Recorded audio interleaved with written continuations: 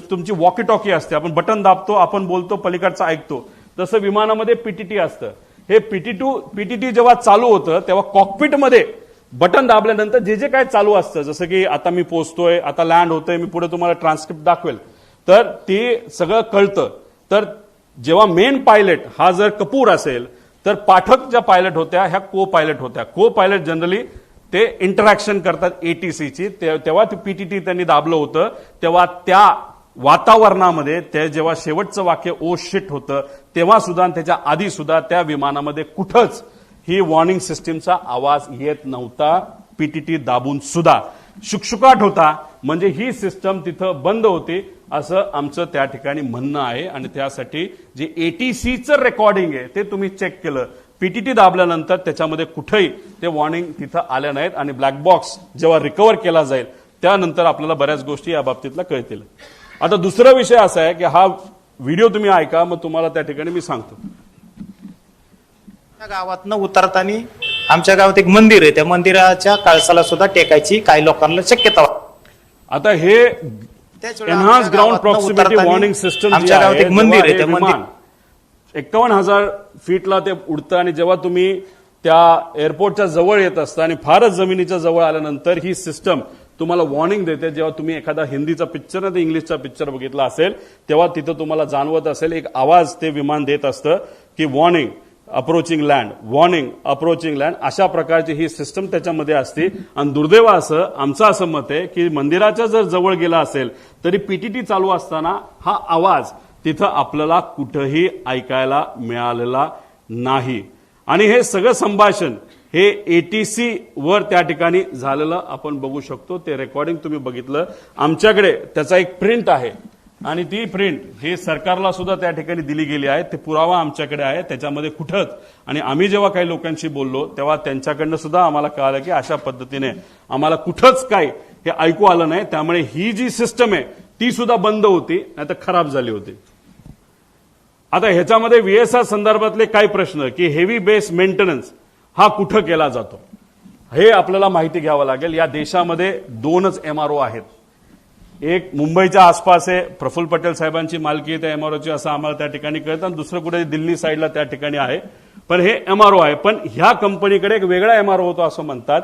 ते स्वतःच्या कंपनीच्या माध्यमातून ही सगळी 27 विमानं ते मेंटेन त्या ठिकाणी करत होते.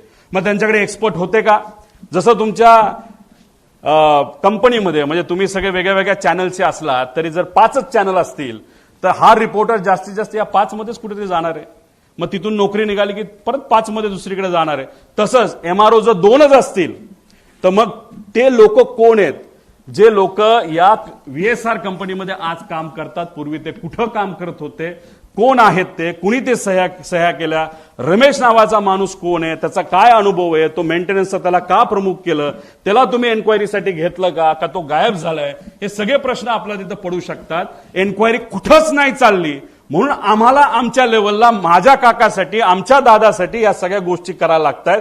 आणि ह्या सगळ्या गोष्टी लवकरात लवकर सरकारने जर केल्या नाही तर मग आपल्याला खरं रहस्य काय हे त्या ठिकाणी तिथं कळणार नाही. त्यामुळे हेवी बेस मेंटेनन्स कुठं केला जातो हे सुद्धा बघितलं पाहिजे. आणि डीजीसीए मधील काही माजी अधिकारी हे या कंपनीमध्ये काम करत असल्यामुळे एक होल्ड आहे या कंपनीचा असं आमचं मत आहे. पुढे आता व्हीएसआर संदर्भात गंभीर बाबी आणि बारामती अपघातात आलेला, आता याच्यामध्ये व्हीएसआरची एक सवय जी आम्हाला कळली, आणि हे जोपर्यंत सीसीटीव्ही आपण बघणार नाही तोपर्यंत आपल्याला कळणार नाही.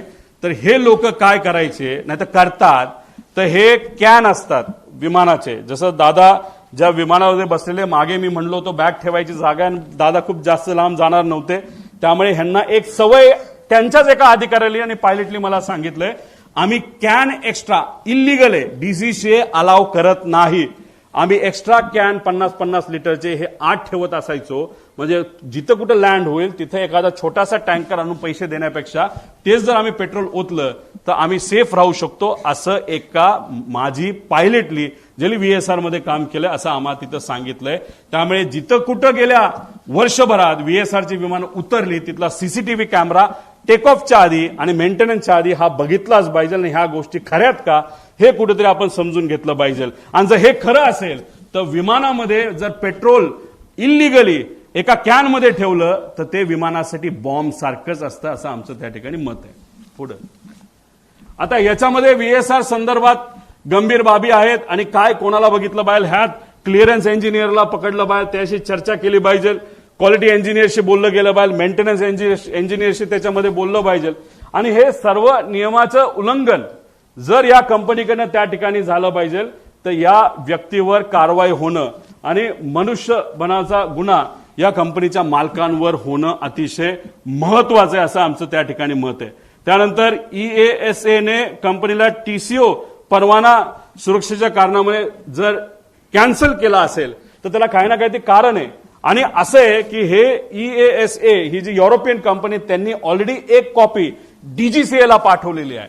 त्यामुळे DGCA ला मला विचारायचं आहे की ही कॉपी तुमच्याकडे येऊन सुद्धा तुमच्याकडे ती दिल्या गेल्यानंतर